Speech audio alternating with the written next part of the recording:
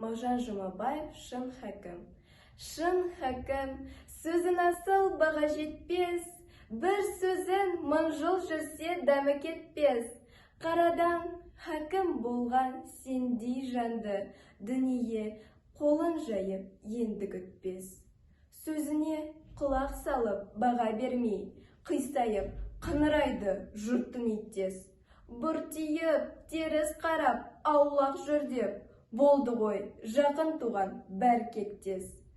Тыныш ұйықта, қабірінде уайым жеме, қор болды қайран сөзім босқа деме. Артында қазақтың жас балалары сөзінді көсем қылып жүрер жөнге. Ай, жыл өтер, дүние көшін тартар, өлтіріп талай жанды жүгін артар.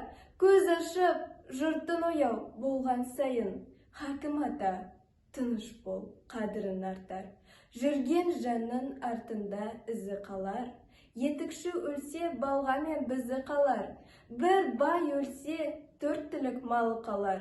Жүйрік келсе, артында сөзі қалар.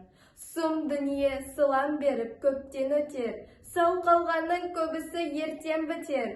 Тоқтамас дүниенің дөңгелегі, жүйріктің айтқан сөзі көпке кетер.